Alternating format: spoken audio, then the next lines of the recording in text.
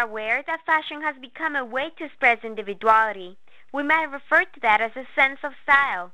The definition of fashion can differ, since it might be viewed as a creative artistic form or an industrial product. But does the public acknowledge what fashion entails? Fashion might seem brief since it changes from season to season. However, the few months a new trend is in style requires long days of work. It all starts in the creative mind, which is saturated with wonderful ideas. Later, those ideas are executed by different means according to the designer's taste. The creation of the designs could be by hands if the fashion's couture, or artisanal. The manufacturing of the fashion pieces is most commonly done through the sewing machine, which has become almost like a fashion symbol. Fashion not only involves the designer, since there are other important individuals who make part of it, such as fashion photographers, fashion coordinators, and fashion models. When most people think of fashion in the U.S., they think of locations such as New York. But what about Boston and a stylish Newbury Street, where sophisticated fashion, as well as a more loose sense of style, is seen from its window displays to the accessories sold by street vendors? How does Boston represent fashion? To understand how Boston represents fashion, why not start locally with Sartoria Italia and La Scala Bridal, located in Revere, Massachusetts? Maria Rollo can definitely tell us more about how she got into the fashion business. So let's hear her talk more about it.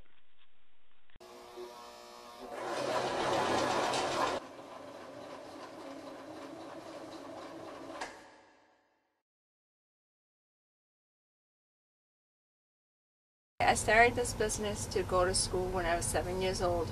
I went to Italy. I was in Italy and Calabria, and I went to the school for design and learned how to sew. And then in 1973 I came in this country, and I like to do it when I was learning to do it, and it continued until today.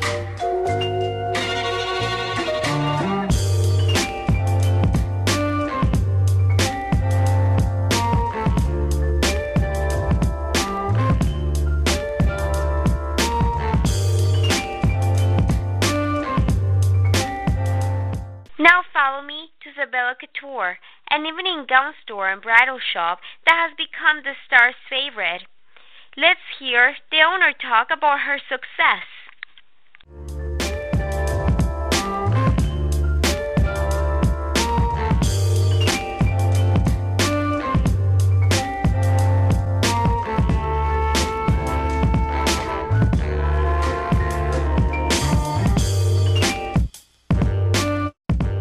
So it was sort of strange how I got started in fashion. I had originally started in business school and I was going to Suffolk, and I was in my second year and I wasn't really sure what I wanted to do, maybe change my major, and I wanted to take a semester off. And when I told my parents that I wanted to take a semester off, my parents were ready to kill either themselves or myself, and they insisted that I do something. So I had a friend at the time, one of my neighbors, who was taking a course in fashion, and she said, "Maria, why don't you take it with me? It's so much fun. You'll really like it. I know you're interested in fashion." So I went to school really on a lark just to see if I would even like it, and then I really liked it. It was something I enjoyed. So I ended up staying with the program, and I graduated. I got a graduate diploma in fashion design. And when I got out of school, I still wasn't really sure what I wanted to do with it, because it really wasn't anything I had ever considered before that all happened. And I made a wedding gown for one of my friends. I was a little bit nervous to make a wedding gown for somebody because you think that's such an important dress, and what if she doesn't like it? What if it doesn't come out good? But she had shopped all over the place, and she had not seen anything that she liked, and she asked me to make it. So I said, okay. We had a year and a half, or a little over a year before the wedding. So I figured if she doesn't like it, if it doesn't come out good, then she still has time to run out and get another dress. So we worked on her wedding gown, and it came out really nicely, and she was very happy. And after she wore it at the wedding, I got phone calls from a few people that were at the wedding asking if I would make their gowns. So it just sort of started like that. I was doing them out of my house when I first opened. I had finished my basement into a workroom, and I was working out of there, and then just kept getting busier and busier, and then my parents sort of pushed me into opening the first store.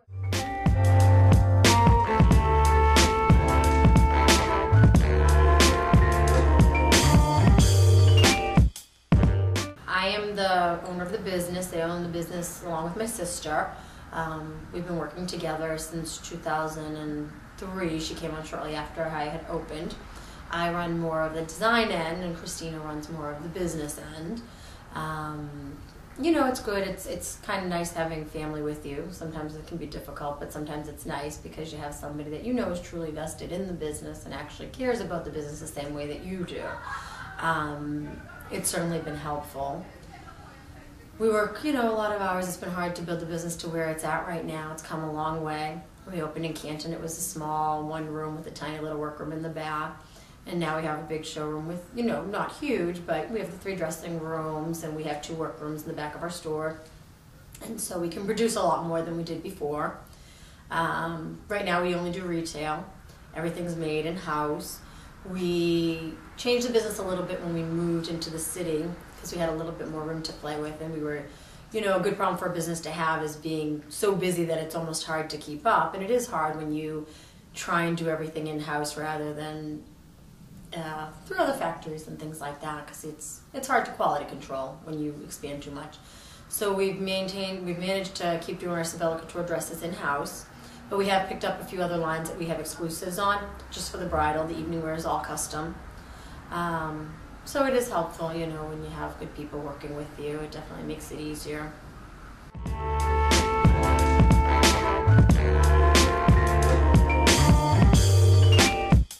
Last year was a very good year for us. We had quite a few dresses at different award shows. We've been dressing Erica McDermott from Fighter. We dressed her for the 4 premieres that they had done for the movie. We did her gown for the SAG Awards. That was very exciting because they were actually in the front row at the SAG Awards. The MTV Movie Awards, the Guy Awards where they won, so they were up on stage, the sisters and Mark Wahlberg and everybody, so that was exciting because you're watching it all on national TV. The local premieres, we had done Oscar night in Boston where she got, you know, made the best dressed list for Oscar night in Boston, so that's always good. And then all her red carpet events that she's had in Hollywood in the last year with all the press that's been associated with the movie and everything like that. And actually one of our dresses was featured in an indie film that she was in. It hasn't come out yet, I don't remember the name of it, but at one of the Fighter premieres, one of the dresses that I had made, the director for the new movie that she's in had seen it and he liked it and he wanted to know if she could wear it in the movie. So we said absolutely. So the movie hasn't come out yet, but it's kind of exciting to know that one of our dresses is actually going to be in a movie too, whereas these others have just been at awards shows, things like that. Very exciting when, you know, you see your dress on national TV. She's actually on stage and millions of people are seeing it all over the place. It was one of the dresses was in Us Weekly, all the newspapers, both, you know, local and some national, the ones in California, of course. And we also had a dress at the Latin Music Awards, and that was exciting too.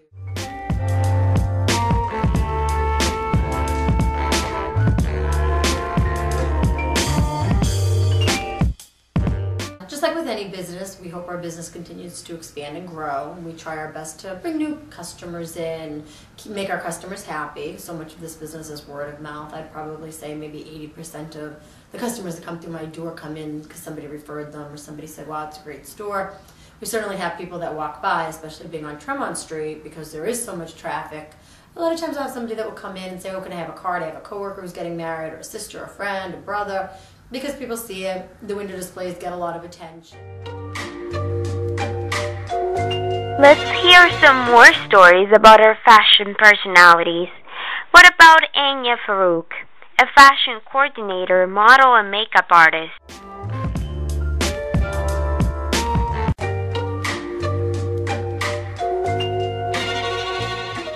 I got into the fashion coordinating industry because of the excitement and the busyness and the hecticness of it.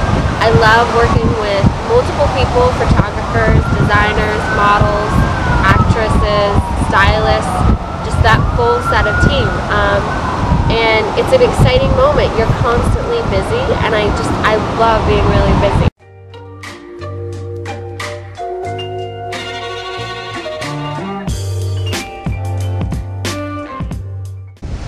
So to plan a fashion show, it can take 6 months to, you know, it can take a while, but it can also, you can do it in 2 months. It just depends on how fast you work and how driven you are and how motivated you are to get the show and how big of the show that you want. And then how long advertising do you want to have to, you know, get the word out there that you are doing an event. Fashion shows are a great place to network because you have already the designers there, you have the photographers, you have models, you have people, you never know who's coming to the show, stylists, whatnot. It's a great place to meet people in the industry.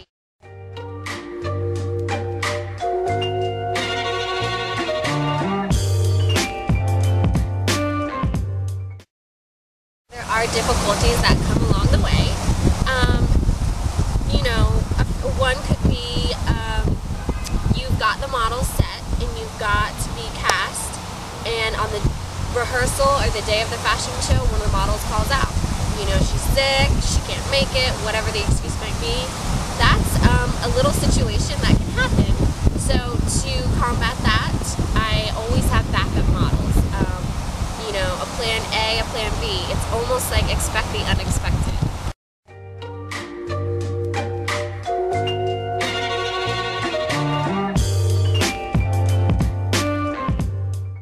Walking down Newbury Street, everybody has their own sense of fashion, and it's really cool to see. You know, some people put together this way, some people put together this way. Especially on a sunny day, you'll see a lot of people come out in their cute little dresses. You know, guys will be more, I mean, they can wear, you know, the white t-shirt, dark jeans with the necklaces. But everybody's usually put together on Newbury Street. It's just a cute little street to walk down, especially on a sunny warm day, grab a cup of coffee, but and just observe people in their fashion.